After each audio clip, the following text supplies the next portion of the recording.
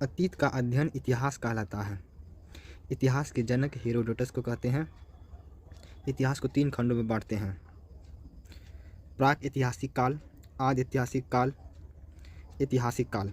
प्राक ऐतिहासिक काल में पुरापाषाण काल पढ़ेंगे, मध्यपाषाण काल, नवपाषाण काल, ताम्रपाषाण काल। पुरापाषाण काल का समय है 25 लाख से 12,000 ईसा पूर्व। मध्यपाषाण काल का समय है 12,000 से 5,000 ईसा पूर्व। नवपाषाण काल का समय है 5,000 ईसा पूर्व से 3,000 ईसा पूर्व। ताम्रपाषाण काल को ही चिलकोलिथ कहा जाता है। प्राक ऐतिहासिक काल। अब शुरू करते हैं। इतिहास का वह समय जिसमें मानव लिखना पढ़ना नहीं जानता था। इसकी जानकारी केवल पुरातात्विक साक्ष्य से मिली है। इसके अंतर्गत पाषाण काल को रखते हैं। पाषाण काल वह समय जब मानव पत्थर के औजार एवं हथियार का उपयोग करता था, पाषाण काल कहलाता है। पाषाण काल को 4 भागों में बांटा गया है। यह काल पुरापाषाण काल यह इतिहास का सबसे प्रारंभिक समय था। इस समय के मानव को आदि मानव कहा जाता है। इस समय का मानव खानाबदोश अर्थात उसके जीवन का मुख्य उद्देश्य जानवरों की भांति ही अपना पेट भरना था। इस समय के मानव की सबसे बड़ी उपलब्धि आग की खोज थी। मध्यपाषाण काल यह पुरापाषाण के बाद का काल है। इस समय मानव के हथियार छोटे आकार के थे, जिसे माइक्रोलिथ कहा गया। माइक्रोलिथ इस समय के मानव की सबसे प्रमुख कार्य अंत्येष्टि या अंतिम संस्कार कार्यक्रम था। मध्यपाषाण काल का और भी कुछ बात है, जैसे चिरांद। मध्यपाषाण काल का जो पुरातात्विक सामान था वो बिहार के चिरांद में मिला है। कहाँ? चिरांद में, बिहार का चिरांद में मिला है। भीमबेटका चित्र मध्य प्रदेश के रायसेन जिला में नर्मदा नदी के किनारे मिला है। मद्रास के पल्लव रन में मानव का कंकाल मिला है। पहला मालिक के साथ कुत्ता का शव बुरजहोम में मिला है, जम्मू कश्मीर के। मध्य प्रदेश में पशुपालन मिला। मध्य प्रदेश के आदमगढ़ में पशुपालन का भी साक्ष्य मिला है। अब देखते हैं नव या उत्तर पाषाण काल। इस काल में मानव ने अस्थायी आवास बना लिया था। साथ ही मानव कृषि तथा पशुपालन भी प्रारंभ कर दिया। मानव ने इस काल में पहिया तथा मनका की खोज की। नोट में है, मानव ने खेती 7,000 ईसा पूर्व पाकिस्तान के सुलेमान एवं किरतर पहाड़ियों के बीच की थी। पहली कृषि जौ एवं गेहूं की थी। मानव द्वारा पाला गया पहला पशु कुत्ता था। ताम्रपाषाण काल यह पाषाण काल का अंतिम समय था। इस समय तांबे की खोज हुई थी, जिस कारण औद्योगिकरण शुरू हो गया।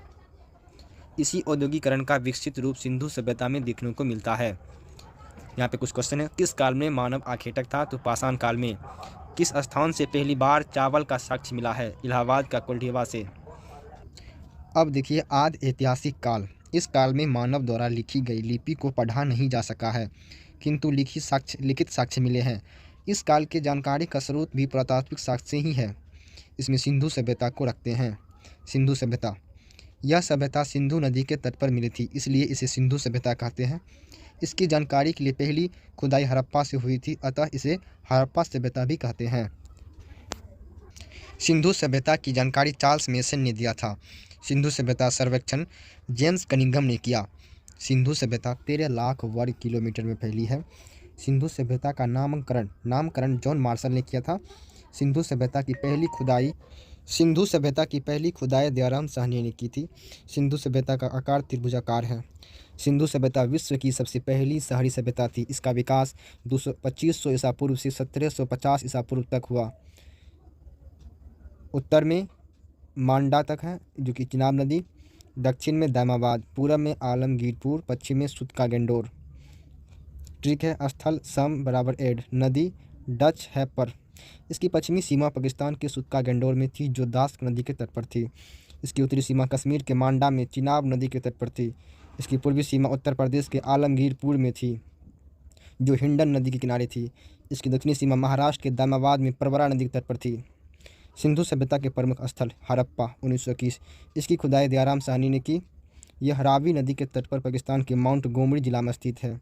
यहाँ से निम्नलिखित वस्तुएं मिली है: कुम्हार का चाक, अन्नागार,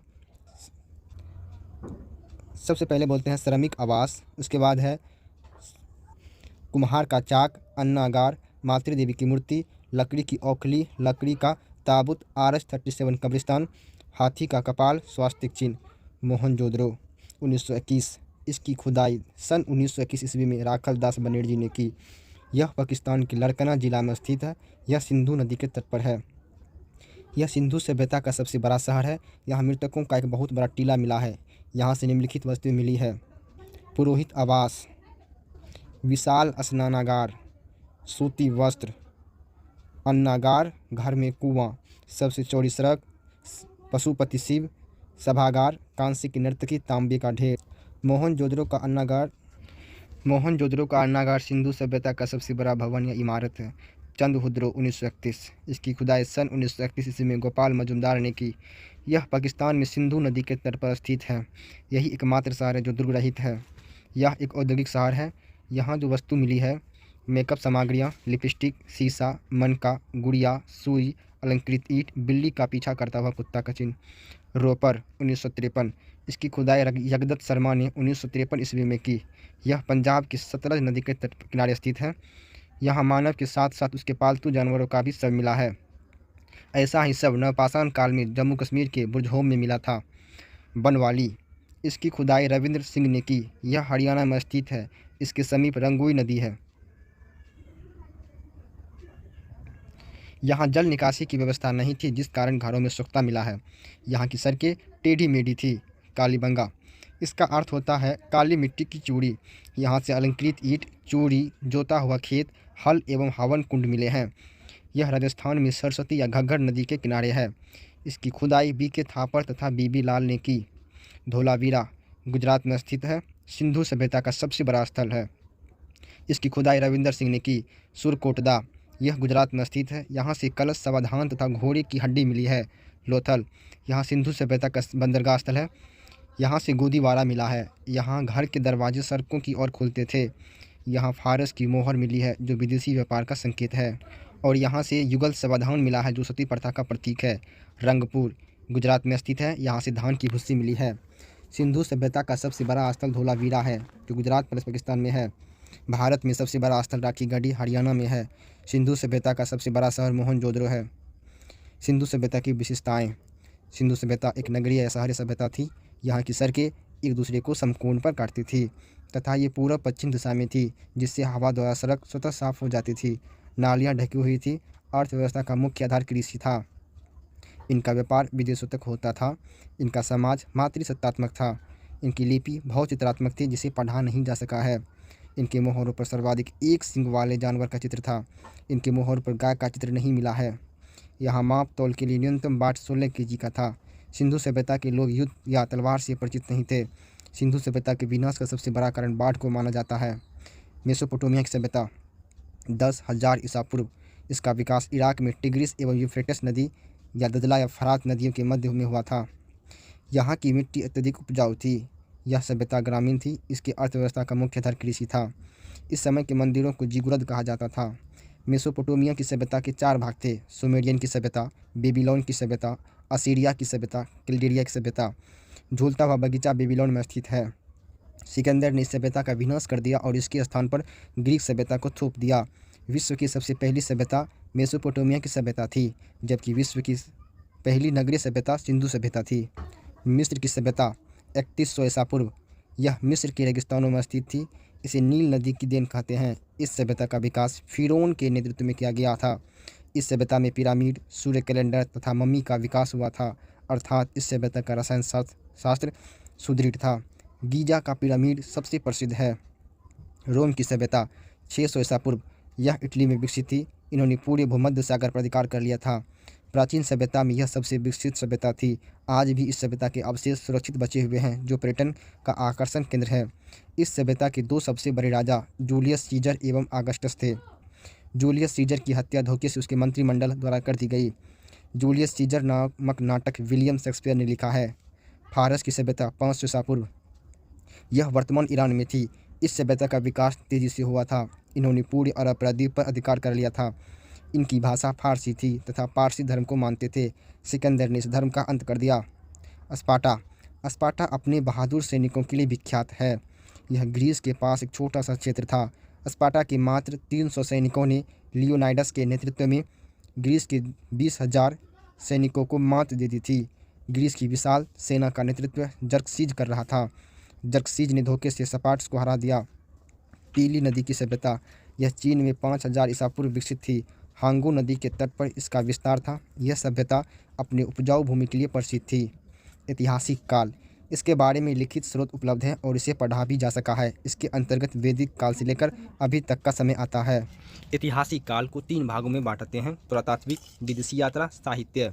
पुरातात्विक में सिक्का, अभिलेख। साहित्य में धार्मिक, गैर धार्मिक। धार्मिक में ब्राह्मण, गैर ब्राह्मण। ब्राह्मण में वेद, ऋग्वेद, वेदांग, पुराण, उपनिषद, महाकाव्य। गैर ब्राह्मण में जैन और बौद्ध। सिक्का, सिक्का का अध्ययन न्यूमिस्मेटिक्स कहलाता है। सिक्का का अध्ययन न्यूमिस्मेटिक्स कहलाता है। टेराकोटा का सिक्का मिट्टी का बना होता था। यह सिंधु सभ्यता में बना था। मौर्य काल के समय आहत या पंचमार के सिक्के का प्रयोग हुआ। आहत सिक्के पर लिखावट नहीं होती थी, केवल चित्र बने होते थे। यह पहला धातु का सिक्का था। पर्ण चांदी के सिक्के थे जो मौर्य काल में प्रचलित थे। सीसा का सिक्का सातवाहन काल में प्रचलित थे। पहली बार सोने का सिक्का यूनानी शासकों द्वारा प्रचलित किया गया। शुद्ध सोने का सिक्का कुषाण शासकों द्वारा प्रचलित किया गया। सर्वाधिक मात्रा में सबसे अधिक और शुद्ध सोने का सिक्का गुप्त काल में प्रयोग हुआ। इस समय स्कंदगुप्त शासक थे। चांदी का सिक्का गुप्त काल में चंद्रगुप्त द्वितीय यानी विक्रमादित्य के समय प्रचलित हुआ। मयूरशैली का सिक्का गुप्त काल में समुद्रगुप्त के समय प्रयोग में लाया गया। इस सिक्के का प्रचलन गुप्त काल में सर्वाधिक था। कौड़ी का प्रयोग भी गुप्त काल में ही हुआ। चमड़े का सिक्का हुमायूं के शासनकाल में शिहाबुद्दीन ने प्रारंभ किया। रुपये का प्रयोग शेरशाह सूरी ने किया। दाम का प्रयोग शेरशाह सूरी ने ही किया था। सोने की असरफी का प्रयोग भी शेरशाह सूरी ने ही किया था। अब देखते हैं अभिलेख। पत्थरों को खोदकर लिखना अभिलेख कहलाता है। छोटे पत्थरों पर लिखना शिलालेख कहलाता है। स्तंभ के समान ऊंचे पत्थरों पर लिखना स्तंभलेख कहलाता है। अभिलेखों का अध्ययन एपिग्राफी कहलाता है। प्रमुख अभिलेख देख लेते हैं। विश्व में अभिलेख लिखने का प्रारंभ ईरान के शासक डेरियस ने किया था। पहला अभिलेख बोगजगोई से मिला जो तुर्की या एशिया माइनर में है। बोगजगोई। पहला अभिलेख हाथी गुम्फा अभिलेख उड़ीसा का। इसे कलिंग राज खारवेल ने लिखा। इसमें कलिंग युद्ध की चर्चा है। युद्ध के समय कलिंग का राजा नंदराज था जो गंग वंश का था। एहोर अभिलेख राजस्थान का है। पुलकेशिन द्वितीय ने नहीं, एहोर अभिलेख कर्नाटक का है। यहाँ पे राजस्थान गलती है, कर्नाटक होगा। पुलकेशिन द्वितीय ने हर्षवर्धन पर विजय की चर्चा की है। जूनागढ़ अभिलेख गुजरात में है। उसमें रुद्रदायन ने सुदर्शन झील की चर्चा की है। उस झील को चंद्रगुप्त मौर्य ने बनवाया था। प्रयाग अभिलेख इलाहाबाद में है। इसमें समुद्रगुप्त ने अपने विजय अभियान की चर्चा की है। भित्री अभिलेख गाजीपुर यूपी के गाजीपुर में है। स्कंदगुप्त ने हूनों पर आक्रमण की चर्चा की है। बिहार अभिलेख बिहार शरीफ में है। स्कंदगुप्त ने अश्वमेध यज्ञ की चर्चा की है। देवपारा अभिलेख बांग्लादेश में है। यह सेन वंश के शासक विजय सेन का है। ग्वालियर अभिलेख मध्य प्रदेश में है। प्रतिहार शासक भोज का है। मंदसौर अभिलेख मध्य प्रदेश में है। मालवा शासक यशोवर्मन का है। स्तंभलेख, यह स्तंभ के समान ऊंचे होते हैं। मेहरुली स्तंभलेख दिल्ली में है। चंद्रगुप्त द्वितीय यानी विक्रमादित्य का है। इस पर आज तक जंग नहीं लगा है, अर्थात यह अपने रासायनिक गुण के लिए प्रसिद्ध है। मथुरा स्तंभलेख यूपी में है। चंद्रगुप्त द्वितीय विक्रमादित्य का है। इसमें सहिष्णुता की चर्चा है। एरन अभिलेख मध्य प्रदेश में है। भानुगुप्त का है। इसमें सती प्रथा की चर्चा है। बौद्ध स्तंभलेख मध्य प्रदेश में है। वासुदेव का है। शुंग वंश की चर्चा है। हेलियोडोरस या गरुड़ ध्वज स्तंभलेख मध्य प्रदेश में है। इसमें भागभद्र ने भागवत धर्म की जानकारी दी है। विदेशी यात्रा द्वारा भारत का वर्णन अब देखते हैं। हेरोडोटस की पुस्तक हिस्टोरिका है। मैगस्थनीज की पुस्तक Indica. Periplus of the Erythraean Sea अज्ञात व्यक्ति ने लिखा है। टॉलमी की पुस्तक Geographica. Pliny Natural Historica. Al Biruni किताब उल हिंद या तहकीक ए हिंद। मार्को पोलो चीन का यात्री था। फाहियान फो क्योंकि चंद्रगुप्त द्वितीय के समय दरबार में आया था। हैंसोंग सी क्यूकी की रचना है, क्या था, हर्षवर्धन के दरबार में आया था। फाहियान 399 ईस्वी। फो क्यूकी की रचना क्या था, इसका पुस्तक का नाम है। यह चंद्रगुप्त द्वितीय विक्रमादित्य के दरबार में आया था। यह उस समय के भवन तथा कौड़ी की चर्चा की है। सुंग चून 512 ईस्वी चीन का है। यह बंगाल के बौस में लिखा हुआ है। हैंसोंग 629 ईस्वी सी यूकी इसकी पुस्तक है। यह हर्षवर्धन के दरबार में आया। इसने नालंदा विश्वविद्यालय में अध्ययन तथा अध्यापन दोनों किया। इसे यात्रियों का राजकुमार कहते हैं। इत्सिंग 673 ईस्वी चीनी यात्री था। यह त्रिपिटक की 400 प्रति यानी फोटोकॉपी अपने साथ चीन लेकर चला गया। इब्न बतूता, यह एक मोरक्को यात्री था, मोरक्को का रहने वाला था। यह 7000 किलोमीटर की यात्रा करके मोहम्मद बिन तुगलक के दरबार में आया। इसकी पुस्तक का नाम रेहला था। अब्दुल रज्जाक, यह फारस का रहने वाला था, विजयनगर काल में आया था। इसके पुस्तक का नाम मतला ए शाहीन है। यह कृष्णदेव राय के दरबार में आया था। अब देखते हैं साहित्यिक स्रोत। लिखित स्रोत को साहित्यिक स्रोत कहते हैं। प्राचीन इतिहास की जानकारी का यह सबसे बड़ा स्रोत है। गैर धार्मिक स्रोत, इसका संबंध किसी भी धर्म से नहीं रहता है। उदाहरण अर्थशास्त्र। धार्मिक स्रोत, इसका संबंध किसी न किसी धर्म से रहता है। गैर ब्राह्मण, वैसे स्रोत जिसका संबंध हिंदू धर्म से नहीं रहता उसे गैर ब्राह्मण कहते हैं। जिन साहित्य यह प्राकृतिक भाषा में मिले हैं इन्हें आगम कहते हैं। उदाहरण 12 अंग, 12 उपांग, आधार अंग, सूत्र, भगवती सूत्र, मूल सूत्र आदि पुराण। बौद्ध साहित्य पाली भाषा में मिले हैं। जातक ग्रंथ में महात्मा बुद्ध के पूर्व जन्म की 200 कहानियां हैं। ललित विस्तार में महात्मा बुद्ध की पूरी जीवनी है। अंगुत्तर निकाय में 16 महाजनपद की चर्चा है। बौद्ध धर्म की सबसे पवित्र पुस्तक त्रिपिटक है, जो 3 पुस्तकों का समूह है। सूत पिटक, यह सबसे बड़ा पिटक है, इसे बौद्ध धर्म का एनसाइक्लोपीडिया कहते हैं। विनय पिटक, यह सबसे छोटा पिटक है, इसमें बौद्ध धर्म के प्रवेश की चर्चा है। अभिधम पिटक, इसमें महात्मा बुद्ध के दार्शनिक विचारों की चर्चा है। वेद, सबसे पहले वेद देखते हैं। ऋग्वेद के ज्ञानी को होत्री कहते हैं। ब्राह्मण ग्रंथ कौस्तुक्य इतरय। उपवेद आयुर्वेद ज्ञानी प्रजापति। सामवेद के ज्ञानी को उद्गाथा कहते हैं। ब्राह्मण ग्रंथ पंचवीस। उपवेद क्या है? गंधर्ववेद ज्ञानी नारद। यजुर्वेद के ज्ञानी को अधर्वयु कहते हैं। उपवेद धनुर्वेद ज्ञानी विश्वामित्र।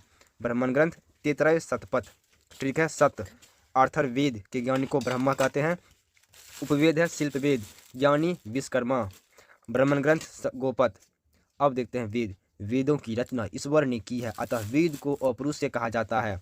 गुप्त काल में कृष्ण देवायन ने व्यास ने वेदों का संकलन किया। प्रारंभ में वेदों की संख्या 3 थी, अतः वेद को त्रय कहा गया है। अर्थर्वेद को बाद में शामिल किया गया है, इसीलिए इसे वेद त्रय में नहीं रखते हैं। ऋग्वेद, इसमें 10 मंडल, 1028 सूक्त तथा 10,580 ऋचाएँ हैं। ऋचाओं की अधिकता के कारण ही इसे ऋग्वेद कहते हैं।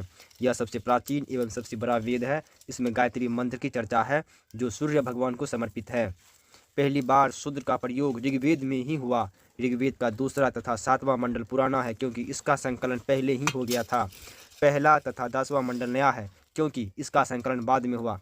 9वें मंडल में सोम देवता की चर्चा है। ऋग्वेद के ज्ञानी को होत्री कहते हैं। ऋग्वेद का उपवेद आयुर्वेद है, जिसमें चिकित्सा की चर्चा है। इसके ज्ञानी को प्रजापति कहते हैं। सामवेद, इसमें 1875 मंत्र है, किंतु वास्तव में 99 मंत्र ही सामवेद के हैं। बाकी मंत्रों को ऋग्वेद से ग्रहण कर लिया गया है।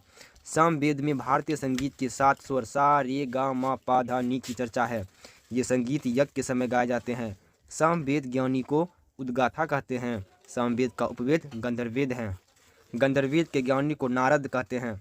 यजुर्वेद, इसमें 1990 मंत्र है। इसमें युद्ध एवं कर्मकांड की चर्चा है। इसे 2 भाग में बांटते हैं, कृष्ण यजुर्वेद, शुक्ल यजुर्वेद, यानी गद एवं पद।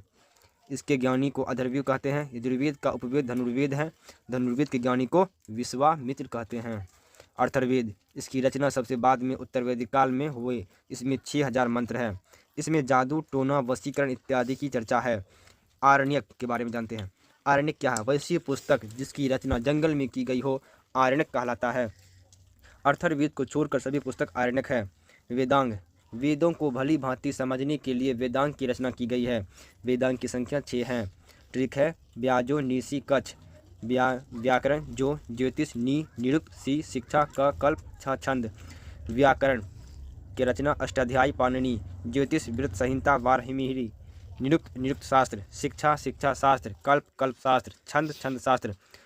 पुराण, इसकी रचना महर्षि ऋषि तथा उग्रसर्वा ने किया। इसकी संख्या 18 है। इसे 5वां वेद या वेदों का वेद कहते हैं पुराण को। इससे प्राचीन राजवंशों की जानकारी मिलती है। विष्णु पुराण, इससे मौर्य वंश की जानकारी मिलती है। मत्स्य पुराण, इससे सातवाहन वंश की जानकारी मिलती है।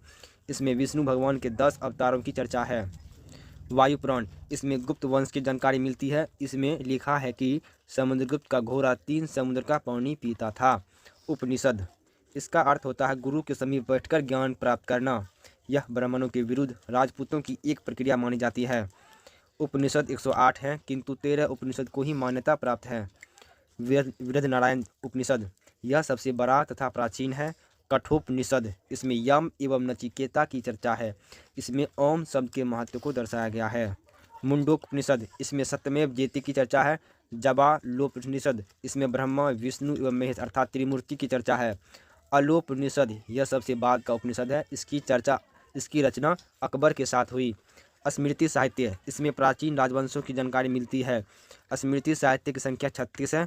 विष्णु स्मृति प्लस नारद स्मृति से गुप्त काल की जानकारी मिलती है। मनु स्मृति तथा याज्ञवल्क्य स्मृति से मौर्य काल की जानकारी मिलती है। याज्ञवल्क्य स्मृति में जुआ खेलने को उचित बताया गया। मनु स्मृति को धर्मशास्त्र कहते हैं। इसमें ऊंची जाति को वरीयता दी गई है। दलित तथा महिला को नीचा दिखाया गया है। इसमें विवाह के लिए पुरुष की आयु 25 वर्ष तथा महिला की आयु 12 वर्ष बताया गया है। इसमें 8 प्रकार के विवाह की चर्चा है। संस्कार की संख्या 16 होती है। दाह संस्कार अंतिम संस्कार होता है। ऋण 3 प्रकार के होते हैं, देव ऋण, ऋषि ऋण, पितृऋण।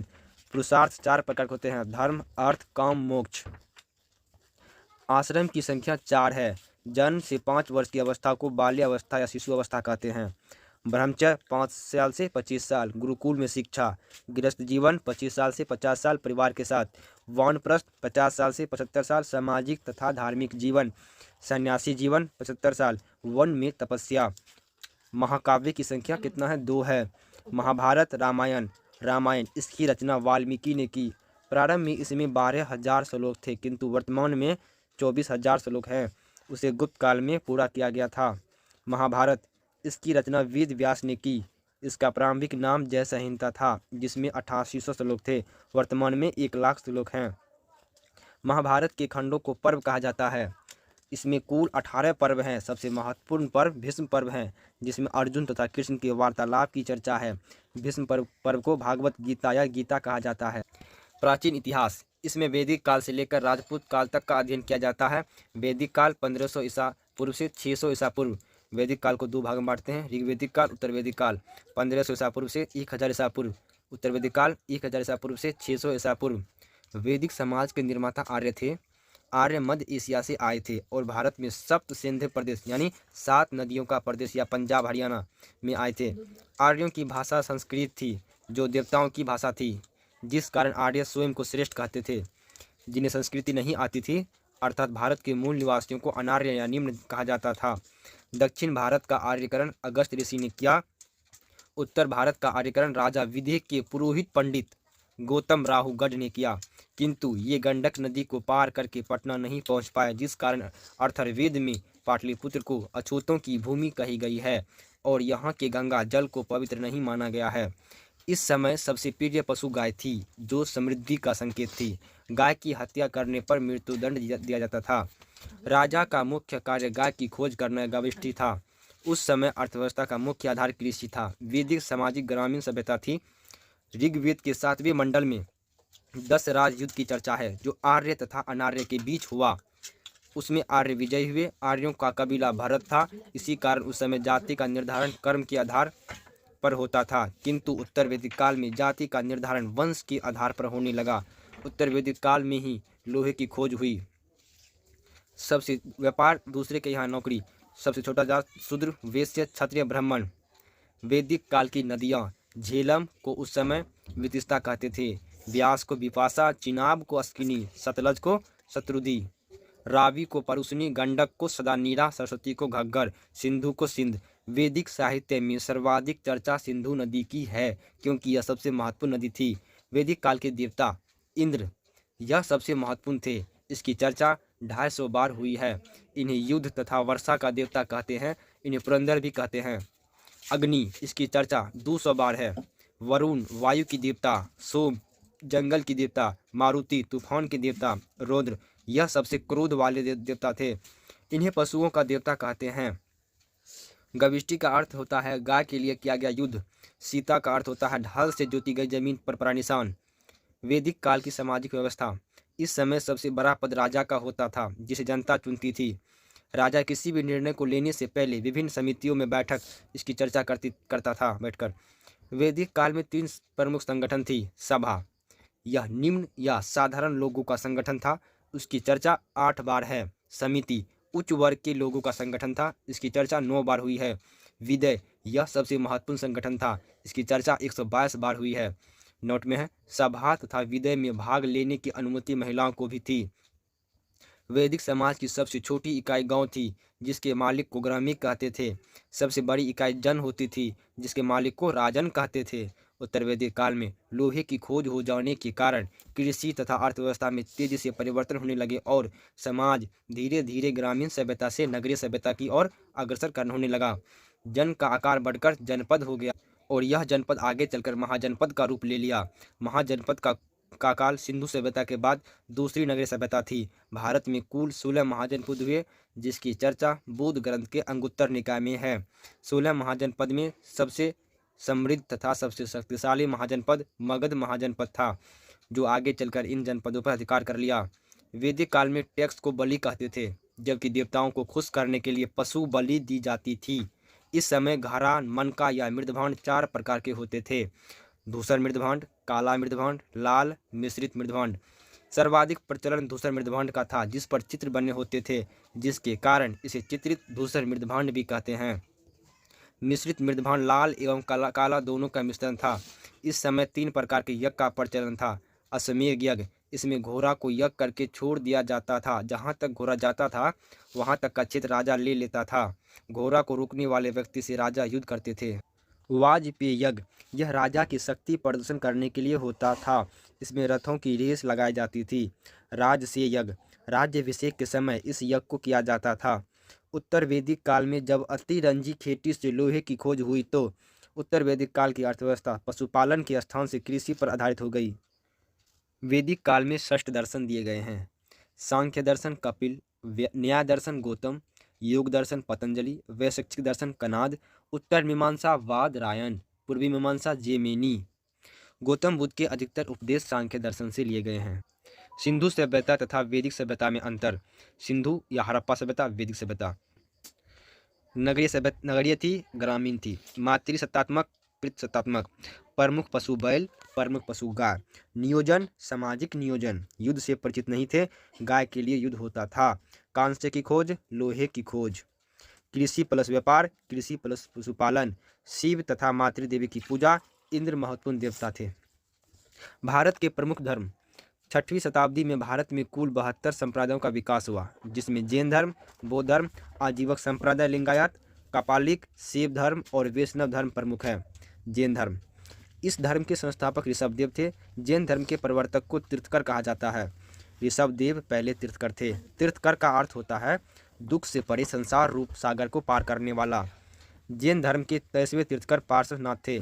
इन्हें झारखंड के सम्मेद शिखर पर ज्ञान की प्राप्ति हुई, जिस कारण सम्मेद शिखर का नाम पारसनाथ की चोटी हो गया। ज्ञान प्राप्ति के बाद इन्होंने चतुरायन धर्म दिया, जो निम्नलिखित हैं: झूठ ना बोलना, धन संग्रह ना करना, चोरी ना करना, हिंसा ना करना। जैन धर्म के 24वें तीर्थकर एवं अंतिम तीर्थकर महावीर स्वामी हैं। इन्हें जैन धर्म का वास्तविक संस्थापक कहते हैं। इनके पिता सिद्धार्थ थे, जो ज्ञात्रिक कुल के राजा थे। इनकी माता त्रिशला थी, जो लिच्छवी नरेश चेटक की बहन थी। इनके बड़े भाई नंदी वर्मन थे। इनका जन्म 540 ईसा पूर्व वैशाली के कुंड ग्राम में हुआ था। यहाँ 5 होगा। इनकी पत्नी यशोदा थी। इनकी बेटी प्रियदर्शनी अनुज्ञा थी।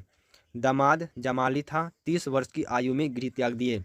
12 वर्ष की कठोर तपस्या के बाद जाम्बिक ग्राम में एक साल वृक्ष के नीचे ऋजुपालिका नदी के तट पर इन्हें ज्ञान की प्राप्ति हुई। ज्ञान प्राप्ति को केवल्य कहते हैं। ज्ञान प्राप्ति के बाद इन्हें केवलीन या जीन या निग्रोध कहा गया। जीन का अर्थ होता है विजेता, जबकि निग्रोध का अर्थ होता है बंधन से मुक्त। इन्होंने पहला उपदेश राजगीर में दिया था, जबकि अंतिम उपदेश पावापुरी में दिया। ज्ञान प्राप्ति के बाद इन्होंने पंचायन धर्म दिया, जो निम्नलिखित हैं: झूठ नहीं बोलना, धन संग्रह नहीं करना, अपरिच्छेद, चोरी नहीं करना, उस्तेव, हिंसा नहीं करना, ब्रह्मचर्य, विवाह नहीं करना। महावीर स्वामी ने त्रिरत्न दिए, जो निम्नलिखित हैं: सम्यक ज्ञान, सम्यक विश्वास, सम्यक आचरण। महावीर स्वामी ने ईश्वर के अस्तित्व को नहीं माना, जिस कारण वे मूर्ति पूजा और कर्म कांड का विरोध किए। इन्होंने पुनर्जन्म को माना और पुनर्जन्म का सबसे बड़ा कारण आत्मा को बताया। आत्मा को सताने के लिए इन्होंने कहा कि मोक्ष प्राप्ति के बाद पुनर्जन्म से मुक्ति मिल जाएगी। महावीर स्वामी ने अहिंसा पर सर्वाधिक बल दिया, जिस कारण उन्होंने कृषि तथा युद्ध पर प्रतिबंध लगा दिया। महावीर स्वामी के दिए गए उपदेशों को 14 पूर्वी नामक पुस्तकों में रखा गया है, जो जैन धर्म की सबसे प्राचीन पुस्तक है। महावीर स्वामी ने अपनी उपदेश प्राकृतिक भाषा में दिए। 468 ईसा पूर्व पावापुरी में इनकी मृत्यु हो गई। भाद्रबाहु तथा स्थलबाहु इनके दो सबसे प्रिय अनुयायी थे। मौर्य काल में मगध पर 12 वर्ष से भीषण अकाल पड़ा, जिस कारण भाद्रबाहु अपने अनुयायियों के साथ दक्षिण भारत में कर्नाटक चले गए। इन्हीं के साथ चंद्रगुप्त मौर्य आया था, जिसने कर्नाटक के श्रवणबेलागोला में संलिखना से प्राण त्याग दिए। इस भीषण अकाल में भी स्थलबाहु तथा उसके अनुयायी मगध में ही रुके रहे। जब अकाल खत्म हो गया तब भाद्रबाहु मगध लौट आया, किंतु इन दोनों में विवाद हो गया। भाद्रबाहु के नेतृत्व वाले लोग निर्वस्त्र रहते थे, जिन्हें दिगंबर कहा गया, जबकि स्थलबाहु के नेतृत्व वाले लोग वस्त्र पहनते थे, जिसे श्वेतांबर कहा गया। जैन धर्म के विस्तृत प्रचार के लिए 2 जैन संगीतियाँ हुई है। पहली जैन संगीति 300 ईसा पूर्व पाटलिपुत्र में हुई, जिसकी अध्यक्षता स्थलबाहु ने किया। उसी में भाद्रबाहु ने 12 अंग नामक पुस्तक की रचना की। द्वितीय जैन संगीत यह 6ठी शताब्दी में गुजरात के वल्लभी में हुई। इसकी अध्यक्षता देवाधीश शर्मन ने किया। उसी संगीत में 12 उपांग की रचना की गई। प्रमुख जैन मंदिर। मौर्य काल में मथुरा जैन धर्म का प्रमुख केंद्र था। कर्नाटक में चामुंड शासकों ने गोमतेश्वर का जैन मंदिर बनवाया, जिसे बाहुबली का मंदिर कहते हैं। मध्य प्रदेश में चंदेल शासकों ने खजुराहो में जैन मंदिर बनवाया। नोट: खजुराहो हिंदू और जैन दोनों का पवित्र स्थल है, जबकि अजंता बौद्ध, जैन और हिंदू तीनों का पवित्र स्थल है। राजस्थान में माउंट आबू पहाड़ी पर दिलवारा का जैन मंदिर विमल शाह के सामंत अधिकारी वस्तुपाल तथा तेजपाल ने बनवाया। श्वेतांबर एवं दिगंबर में अंतर।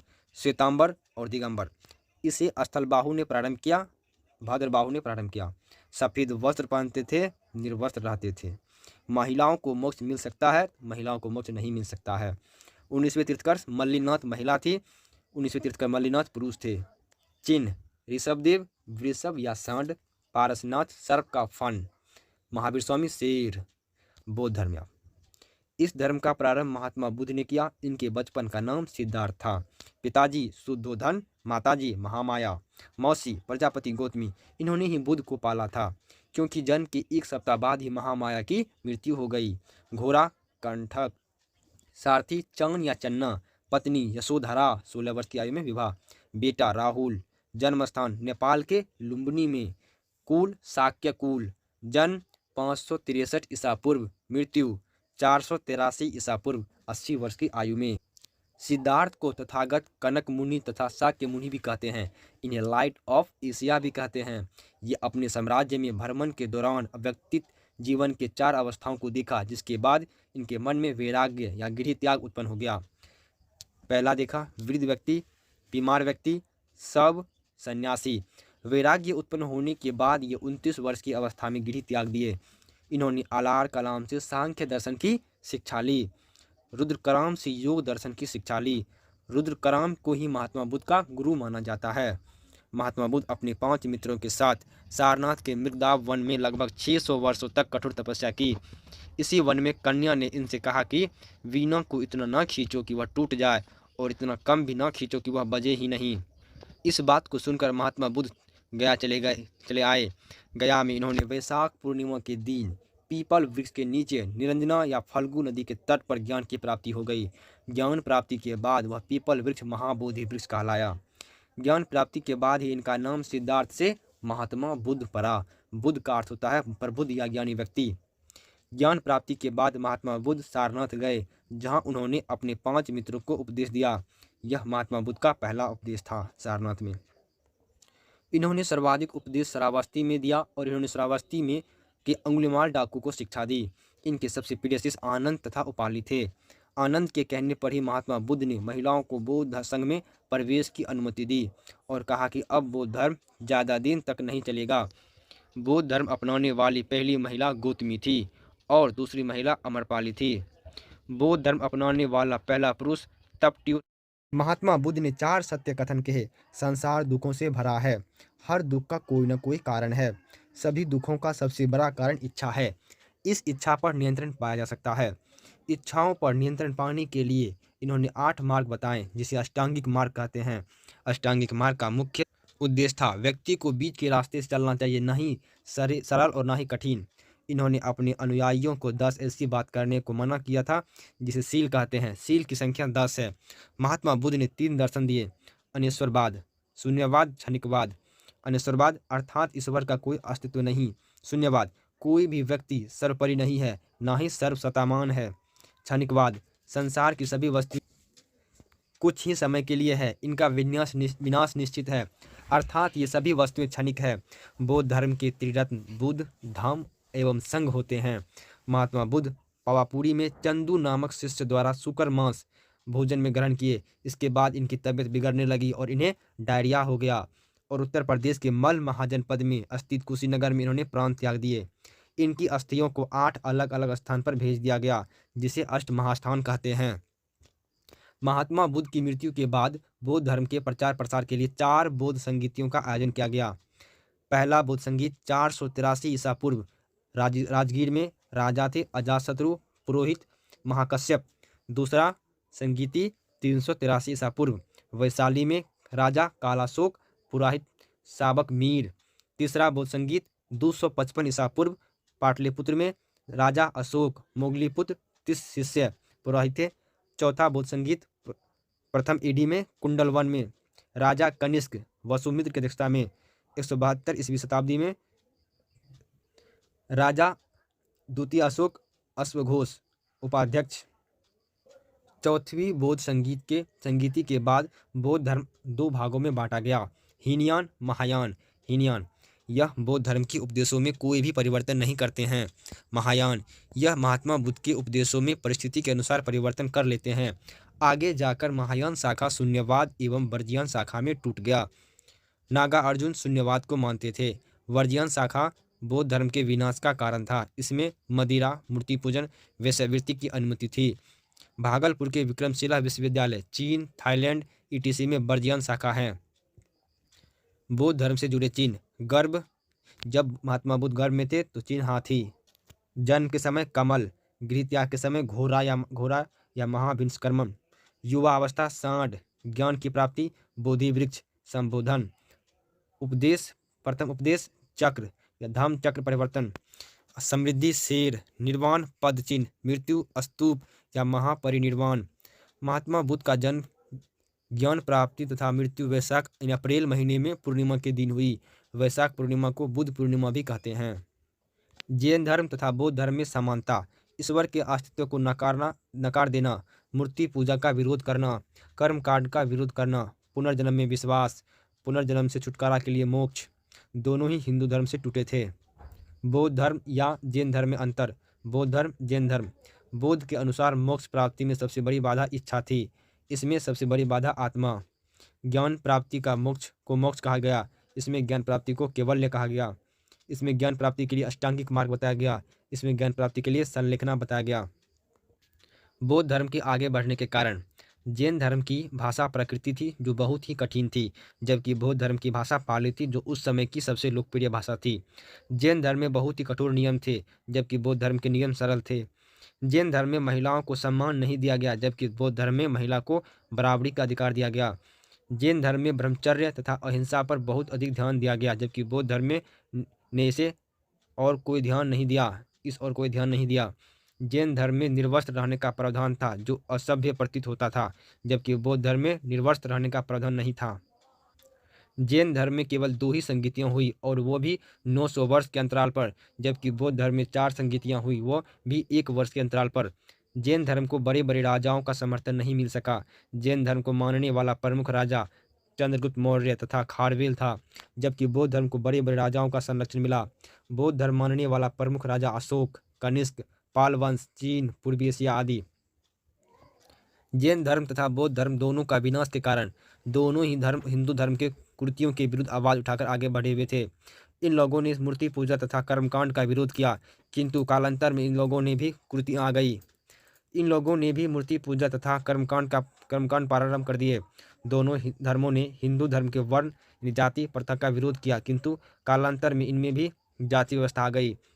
बौद्ध तथा जैन मठों के मठाधीश धार्मिक बिंदुओं पर कम ध्यान देने लगे तथा भोग विलास में लग गए। जैन तथा बौद्ध धर्म की कमजोर स्थिति का फायदा उठाकर शंकराचार्य ने हिंदू लोगों को जागरूक किया। साथ ही गुप्त काल के राजाओं ने हिंदू धर्म में अनेक त्योहार इत्यादि जोड़कर हिंदुओं को एकत्रित कर दिया। आजीवक संप्रदाय, इस संप्रदाय के संस्थापक मोगली पुत्तिस गोसाल थे।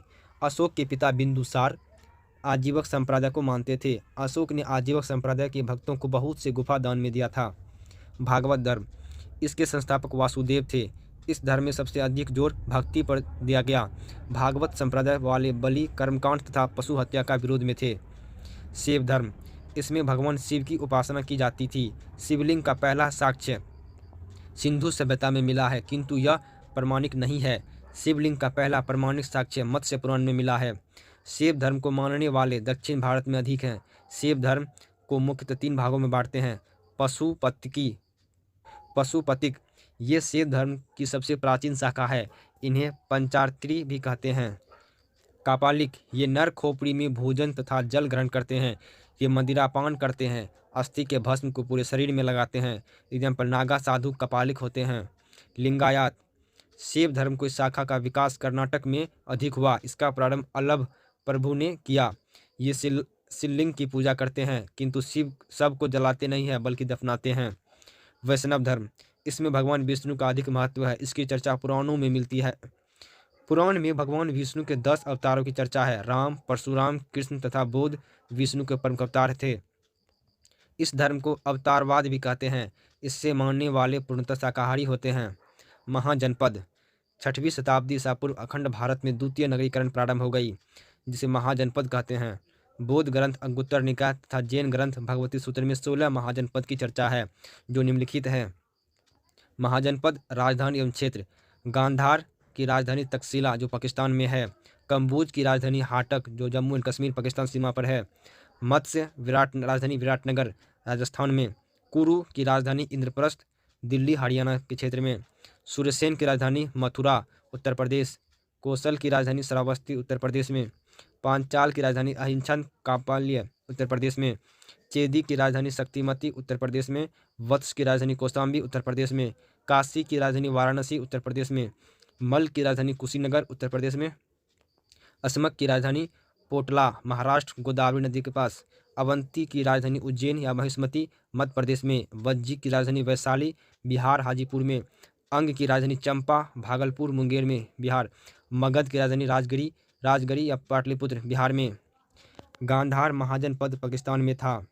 इसकी राजधानी तक्षशिला शिक्षा का केंद्र थी। असमक दक्षिण भारत का एकमात्र महाजनपद था जो गोदावरी नदी के तट पर था। उत्तर प्रदेश का मल महाजनपद गणराज्य था। बिहार का वज्जी महाजनपद एक गणराज्य था। वज्जी की राजधानी वैशाली में लिच्छवी गणराज्य का शासन था, जो पूरे विश्व का सबसे पुराना गणराज्य है। सबसे शक्तिशाली महाजनपद मगध महाजनपद था। इसके दक्षिण में विंध्याचल पर्वत, पश्चिम में सोन नदी, उत्तर में गंगा तथा पूर्व में फल्गु जैसी नदियाँ इस महाजनपद के प्राकृतिक दुर्ग का कार्य करती थी। मगध महाजनपद पर कुल 7 राजवंशों ने शासन किया। ट्रिक है, हसीन मशुकसा, हर्यक वंश, शिशुनाग वंश, नंद वंश, मौर्य वंश, शुंग वंश, कण्व वंश, सातवाहन वंश। हर्यक वंश, इस वंश के संस्थापक बिंबिसार थे।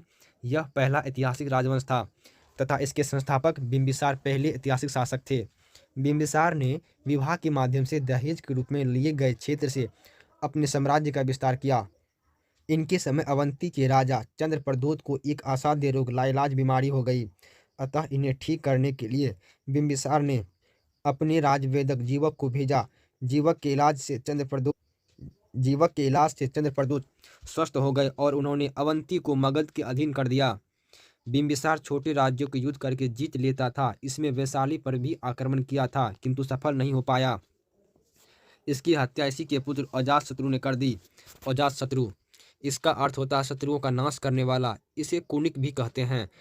इसने अपनी पिता की हत्या कर दी और अतः इसे प्रतिहंता कहते हैं। इसने सुरक्षा की दृष्टि से राजगीर की किलेबंदी करा दी। अजातशत्रु के काल में ही सतपर्वी गुफा में राजगीर में पहली बौद्ध संगीत हुई। इसमें अपने सहयोगी वर्षकार के सहयोग से वैशाली पर आक्रमण किया और उसे जीत लिया। इस युद्ध में उसने 2 नए हथियार रथमूसल तथा महाशिला कंटक का प्रयोग किया। इसके पुत्र उदायन ने इसकी हत्या कर दी। उदायन, इसने अपने पिता की हत्या की थी, इसीलिए इसे भी प्रतिहंता भी कहते हैं। इसने गंगा एवं सोन के संगम के समीप एक शहर की स्थापना की जिसका नाम पाटलिपुत्र रखा गया। इसने पाटलिपुत्र को पुत्र का नाम पटना रख दिया। उदयन का पुत्र नागदशक एक अयोग्य शासक था। इसकी हत्या इसी के सेनापति शिशुनाग ने कर दी और एक नया वंश की स्थापना कर दी। महाभारत से यह जानकारी मिलती है कि मगध पर सबसे पहले वृद्धत वंश का शासन था जिसके संस्थापक वृद्धरथ थे। इस वंश का सबसे प्रतापी शासक जरासंध था, किंतु इस वंश के बारे में ऐतिहासिक साक्ष्य बहुत ही कम है, अतः हर एक वंश को ही पहला ऐतिहासिक वंश मानते हैं। शिशुनाग वंश। इस वंश के संस्थापक शिशुनाग थे। इन्होंने अपनी राजधानी वैशाली को बनाया। इस वंश का अगला शासक कालाशोक था जिसे समय द्वितीय बौद्ध संगीत वैशाली में हुई। इसने पाटलिपुत्र को पुनः राजधानी बना दिया। इस वंश का अंतिम शासक नंदीवर्मन था जिसकी हत्या महापद्म नंद ने कर दी। नंद वंश। इस वंश के संस्थापक महापद्म नंद थे जो जाति के शूद्र थे। इन्होंने राजपूतों का विनाश करके सर्वक्षत्रांतक की उपाधि धारण कर ली। इसने कलिंग जीतकर एकराट की उपाधि हासिल की। इस वंश का अगला शासक घनानंद था। यह बहुत ही क्रूर शासक था। इसने कलिंग में नहर निर्माण कार्य किया था। इसने अपने दरबार से चाणक्य का अपमान करके निकाल दिया जिस कारण चाणक्य अपने प्रिय शिष्य चंद्रगुप्त मौर्य के सहयोग से घनानंद की हत्या कर दी और मौर्य वंश की स्थापना कर दी। मौर्य वंश की स्थापना से पूर्व भारत पर विदेशी आक्रमण। भारत के पूर्वी क्षेत्र में मगध एक शक्तिशाली राज्य था। ये अगल बगल के छोटे राज्यों को हराकर भारत के पूर्वी क्षेत्र में राजनीतिक स्थिरता ला दी थी, किंतु भारत के पश्चिमोत्तर क्षेत्र पंजाब में छोटे छोटे राजाओं का शासक था जो कमजोर शासक था, जिस कारण विदेशी आक्रमण पश्चिमोत्तर क्षेत्र पर ही आक्रमण किया। भारत पर प्रथम विदेशी आक्रमण ईरान यानी फारस के हकमनी वंश के राजा ने किया। हकमनी वंश के संस्थापक साइरस द्वितीय थे। इस वंश का शासक डेरियस प्रथम दाइबर ने भारत पर आक्रमण करने वाला पहला विदेशी राजा था। इसने गांधार तथा कंबोज को हरा दिया। इस वंश के अंतिम शासक डेरियस तृतीय को सिकंदर ने पराजित कर दिया और हकमनी वंश का अंत कर दिया। मकदूनिया या यूनान आक्रमण। यूनान के राजा फिलिप का पुत्र सिकंदर था। सिकंदर का मूल नाम अलेक्जेंडर मैसिडोनियन था। इसका जन्म मैसिडोनिया में 356 ईसा पूर्व में हुआ। इसकी पत्नी रुक्सेना या रक्सेना थी। इसके घोड़े का नाम बुके फराल या बिसे फरलू या बुके फला था। गुरु का नाम अरस्तु था। अरस्तु के गुरु प्लेटो थे जिनको अफलातून कहा गया है। प्लेटो के गुरु सुकरात थे जिन्हें जहर का प्याला देकर मार दिया गया। गांधार की राजधानी तक्षशिला थी। वहां के राजा आम्भिक ने सिकंदर की अधीनता स्वीकार कर ली, किंतु संधि पूर्व के राजा पंजाब पोरस सिकंदर से युद्ध किया। 326 ईसा पूर्व में हुए इस युद्ध को झेलम या बितस्ता या हाइडेस्पीच का युद्ध कहते हैं। इस युद्ध में पोरस हार गए, किंतु पोरस की वीरता को देखकर सिकंदर ने उन्हें मित्र बना लिया और सिकंदर की पत्नी रक्सोना ने पोरस की कलाई पर राखी बांधी। सिकंदर हिंदुकुश पर्वत को पार करके भारत आया था। खैबर दर्रा। सिकंदर की सेना को व्यास नदी हाइफेनिया पार करने से मना कर दिया। सिकंदर अपनी सेना को नदी पार करने के लिए बहुत ही प्रेरित किया, लेकिन उसकी सेना ने नदी पार नहीं किया, अतः सिकंदर लौट गया। सिकंदर का थल सेना के सेनापति सेल्यूकस निकेटर था, जबकि जल सेना का सेनापति नियार्कस था। 323 ईसा पूर्व में इराक के बेबीलोन में डायरिया होने के कारण सिकंदर की मृत्यु हो गई। सिकंदर तथा उसके घोड़ा बऊ केफला का मकबरा बेबीलोन में है। रिमार्क: बेबीलोन का झूलता हुआ बगीचा 7 अजूबों में है। सिकंदर भारत से कुशल बढ़ई प्राप्त करना चाहता था। सिकंदर को विश्व विजेता इसलिए कहा जाता है कि उस समय यूनान के लोगों को विश्व की जितनी जानकारी थी उन सभी क्षेत्रों को जीत लिया था। सिकंदर ने एशिया माइनर, तुर्की, सीरिया, मिस्र, इराक, ईरान, सिंध, गांधार, कंबोज जीत लिया था। मौर्य वंश। मौर्य वंश के बारे में जानकारी के कई स्रोत हैं। पुरातात्विक स्रोत: जूनागढ़ अभिलेख, शाहगोर अभिलेख। विदेशी यात्रा का विवरण: इंडिका, मैगस्थनीज की बुक है, ऑस्टिन और जस्टिन। साहित्यिक स्रोत: अर्थशास्त्र, राजतरंगिणी, मुद्रा राक्षस, जैन तथा बौद्ध ग्रंथ। मौर्य वंश के संस्थापक चंद्रगुप्त मौर्य थे। इनकी माता का नाम मोरा था। ये निम्न जाति के थे। इनकी शिक्षा तक्षशिला में हुई थी। विशाखा दत्त की पुस्तक मुद्रा राक्षस में नंद वंश के पतन तथा मौर्य वंश के उदय की चर्चा है। इनके अनुसार चाणक्य के सहयोग से चंद्रगुप्त मौर्य ने घनानंद का अंत कर दिया और घनानंद की पुत्री दूरधरा से विवाह कर लिया। जब चंद्रगुप्त मौर्य मगध का शासक था तब यूनानी आक्रमणकारी सेल्यूकस निकेटर ने आक्रमण कर दिया, किंतु चंद्रगुप्त मौर्य ने उसे पराजित कर दिया और उसकी बेटी कार्नेलिया यानी हेलेना से विवाह कर लिया और दहेज में एरिया, अराकोसिया, जेरुडेसिया तथा पेरिस, पिमियाई, कांधार, मकराना तथा हेरात है। चंद्रगुप्त मौर्य ने भी सेल्यूकस निकेटर को 500 हाथी उपहार में दिए थे। सेल्यूकस निकेटर ने अपना एक राजदूत मेगास्थनीज को चंद्रगुप्त मौर्य के दरबार में भेजा। मेगास्थनीज की पुस्तक इंडिका से मौर्य वंश की जानकारी मिलती है। इंडिका में लिखा है कि मौर्य काल में समाज 7 भागों में बांटा था तथा भारतीयों को लिखने में रुचि नहीं थी। चंद्रगुप्त मौर्य ने बंगाल अभियान भी किया था, जिसकी जानकारी महास्थान अभिलेख से मिलती है। गोरखपुर में स्थित शाहगोर ताम्र अभिलेख से अकाल के दौरान चंद्रगुप्त मौर्य द्वारा किए गए एक राहत कार्य चर्चा है। चंद्रगुप्त मौर्य को जैन धर्म की शिक्षा भद्रबाहु के नेतृत्व से मिली थी। भद्रबाहु के साथ ही चंद्रगुप्त मौर्य कर्नाटक के श्रवणबेलागोला चला गया, जहां 298 ईसा पूर्व संलेखना संथरा विधि से प्राण त्याग दिया। रुद्रदामन के जूनागढ़ अभिलेख गुजरात में जो है, इससे यह जानकारी मिलती है कि चंद्रगुप्त मौर्य ने सरकारी खर्च से गुजरात के सौराष्ट्र में सुदर्शन झील बनवाई थी। इस अभिलेख से चंद्रगुप्त मौर्य के पश्चिमोत्तर विस्तार की जानकारी मिलती है। मौर्य वंश के बारे में सर्वाधिक जानकारी चाणक्य की पुस्तक अर्थशास्त्र से मिलती है, जो एक राजनीतिक पुस्तक है। इस पुस्तक के 15 अधिकरण हैं। इस पुस्तक में राजा के राजत्व सिद्धांत की चर्चा है और कहा गया है कि एक मजबूत राजा को संप्रांग सिद्धांत पालन करना होगा। अर्थशास्त्र का संस्करण समाजशास्त्र ने किया था, जो निम्नलिखित है। राजा स्वामी, मंत्री को आमत्य कहते थे, जनपद, क्षेत्र, दुर्ग, किला, कोष, धन, दंड, न्याय, मित्र। चाणक्य को विष्णुगुप्त या कौटिल्य भी कहते हैं। यह तक्षशिला के ब्राह्मण थे और तक्षशिला विश्वविद्यालय के आचार्य थे। इनके पिता का नाम गुनी था। चाणक्य को बेइज्जती गणानंद ने की थी। इसी के प्रतिशोध के लिए इन्होंने चंद्रगुप्त मौर्य का सहारा लिया और गणानंद का अंत कर दिया। प्लूटार्क ने चंद्रगुप्त मौर्य के लिए सेंड्रोकस शब्द का प्रयोग किया है। जस्टिन ने चंद्रगुप्त मौर्य के लिए सेंड्रोकस शब्द का प्रयोग किया है। जस्टिन ने एंड्रोकस शब्द का प्रयोग किया है, प्लूटार्क ने सेंड्रोकस। विलियम जोन्स ने यह पहचान कराया कि सेंड्रोकस ही चंद्रगुप्त मौर्य है। बिंदुसार, इसकी माता दूरधरा थी। यह चंद्रगुप्त मौर्य का उत्तराधिकारी था। इसके दरबार में सीरिया के नरेश एंटियोकस ने अपना राजदूत डायमेकस को भेजा। इसे मेगास्थनीज का उत्तराधिकारी माना जाता है। बिंदुसार ने सीरिया के नरेश से अंजीर, मीठा शराब तथा दार्शनिक मांगा था। वहाँ के राजा ने अंजीर तथा मीठी शराब दिया, किंतु दार्शनिक लेने से मना कर दिया, क्योंकि सीरिया में दार्शनिक का व्यापार नहीं होता। बिंदुसार के दरबार में मिस्र के राजा फिलाडेल्फ ने अपना राजदूत डायनोसियस को भेजा। बिंदुसार के समय तक्षशिला में 2 बार विद्रोह हुए। उस समय तक्षशिला का राजकुमार बिंदुसार का बड़ा बेटा सुसीम था, जो इस विद्रोह को दबाने में असफल रहा। बिंदुसार ने अपने छोटे पुत्र अशोक, जो इस समय अवंती का राज्यपाल था, उसे विद्रोह दबाने के लिए तक्षशिला भेजा। अशोक ने क्रूरतापूर्वक विद्रोह को दबा दिया। कल्हण की पुस्तक राजतरंगिणी से यह जानकारी मिलती है कि अशोक ने श्रीनगर की स्थापना की थी। बिंदुसार आजीवक संप्रदाय को मानने वाला था। बिंदुसार की मृत्यु के बाद अशोक मगध के शासन पर बैठा। बिंदुसार को अमित्रघात भी कहते हैं। अब अशोका इसका जन्म 304 ईसा पूर्व में पाटलिपुत्र में हुआ। बौद्ध ग्रंथों के अनुसार ने अपना राज्याभिषेक कराया। बौद्ध ग्रंथों के अनुसार अशोक ने राजा बनने के लिए अपने 99 भाइयों की हत्या कर दी थी। 269 ईसा पूर्व में अशोक ने अपना राज्याभिषेक कराया। राज्याभिषेक के 8वें वर्ष अर्थात 261 ईसा पूर्व में अशोक ने कलिंग पर आक्रमण किया। कलिंग आक्रमण की जानकारी खारबेल की हाथी गुम्फा अभिलेख से मिलती है। इस अभिलेख के अनुसार कलिंग आक्रमण के समय कलिंग के राजा नंदराज था। कलिंग में हुए भीषण नरसंहार को देखकर अशोक का हृदय परिवर्तित हो गया। ऐसा माना जाता है कि अशोक ने हाथियों को प्राप्त करने के लिए कलिंग आक्रमण किया था। कलिंग आक्रमण के बाद अशोक ने बौद्ध धर्म अपना लिया। इसे बौद्ध धर्म अपनाने की प्रेरणा इसके भतीजे निग्रोध से मिली, जबकि बौद्ध धर्म की शिक्षा उपगुप्त ने दी थी।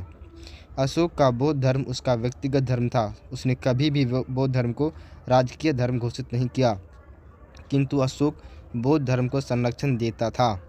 अशोक ने बौद्ध धर्म के प्रचार के लिए अपने बेटे महेंद्र एवं बेटी संघमित्रा को श्रीलंका भेजा। श्रीलंका के राजा ने सिंघली संप्रदाय को छोड़कर बौद्ध धर्म अपना लिया। अशोक धार्मिक रूप से सहिष्णु था, अर्थात वह किसी भी धर्म के साथ भेदभाव नहीं करता था। अशोक ने आजीवक संप्रदाय के लोगों को गया में स्थित बराबर की पहाड़ियों में 4 गुफा सुदामा, कर्ण, चोपड़ा, विश्व झोपड़ी दान में दे दी। अशोक की 5 पत्नियां थीं, जिसमें अशोक पर सर्वाधिक प्रभाव कारुवाकी का था। अशोक भारत का पहला ऐसा शासक था जिसने अपने संदेशों को अभिलेख के माध्यम से जनता तक पहुंचाया। अशोक को अभिलेख लिखने की प्रेरणा इराक के राजा डेरियस या दायबाहु से मिली। अशोक के अभिलेखों की भाषा प्रकृति थी, जिसे 4 लिपियों में लिखा गया था। ब्राह्मणी लिपि, यह भारत में मिले हैं। खरोष्टी लिपि पाकिस्तान से मिले हैं। अरमाइक लिपि अफ़गानिस्तान से मिली है। ग्रीक लिपि अफ़गानिस्तान की उत्तरी सीमा से मिली है। अशोक के अभिलेख को पढ़ने की पहली सफलता 1837 ईस्वी में जेम्स प्रिंसेप को मिली। अशोक ने अपने अधिकतर अभिलेखों में अपना नाम देवनाम प्रियदर्शी या देवताओं का पसंद लिखा है।